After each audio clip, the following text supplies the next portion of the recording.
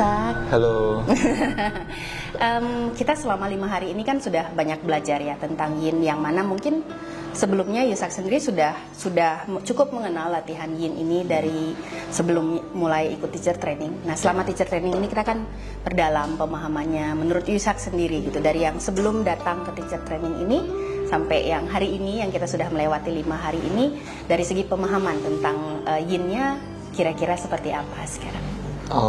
Mungkin ketika sebelum ikut teacher training, biasa kalau lagi di kelas yin, itu kan saya juga menekankan kayak bahwa ini tuh bukan kelas di mana kita push the limit, tapi di mana kita surrender. Tapi setelah ikut teacher training yin, saya baru sadar kalau ternyata meskipun udah menekankan hal itu, ternyata selama ini saya tuh masih belum mengaplikasikannya banget. Nah, setelah ikut teacher training yin ini kayak beneran dapet, oh memang ini tuh bukan kelas di mana kita harus push the limit, tapi ya ini saatnya kita untuk step back. Jadi di mana kadang kan kita harus cari yang dia nggak terlalu tinggi intensinya. Nah, tapi di sini kita beneran justru step back, cari yang di tengah-tengah atau bahkan yang kecil biar kita bisa ngeholdnya lebih lama. Karena setelah teacher training pun jadi tahu bener-bener kayak manfaatnya ngehold lama itu apa. Karena sebelumnya kan cuma kayak, oh ya yin itu di hold lama. Nah, setelah teacher training ini jadi beneran tahu manfaat ngehold lamanya itu untuk apa. Oke, jadi kira-kira setelah 5 hari ini, kalau nanti Yusak gitu membagikan ilmu ini untuk yang lain, kira-kira bisa lebih memperkaya caranya membawakan kelas yin-nya? Iya, bisa. Oke. Kira-kira dari materi yang kita sudah pelajari di sini kan ada beberapa materi topik gitu. Bagian mana yang kira-kira paling disukai? Bagian relaksasinya loh. Itu juga.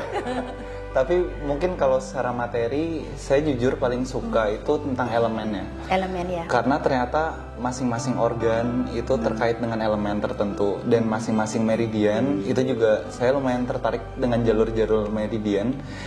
Dan ketika dia dihubungkan dengan elemen, ternyata jadi lebih menarik lagi.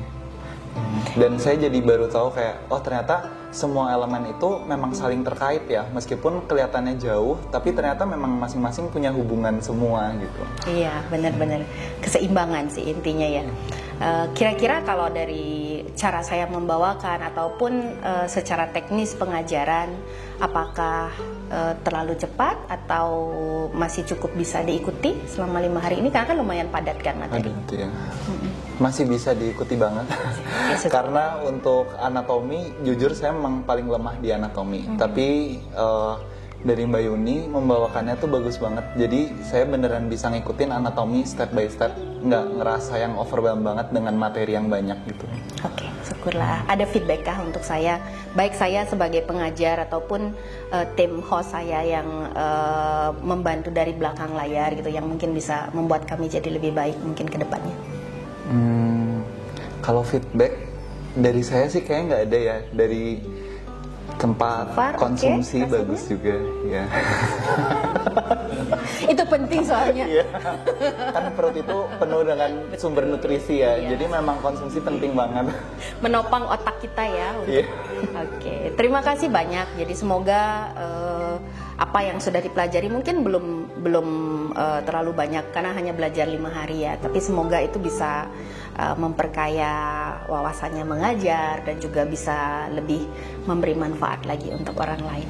Sukses ya. Makasih banyak. Terima kasih Yusak.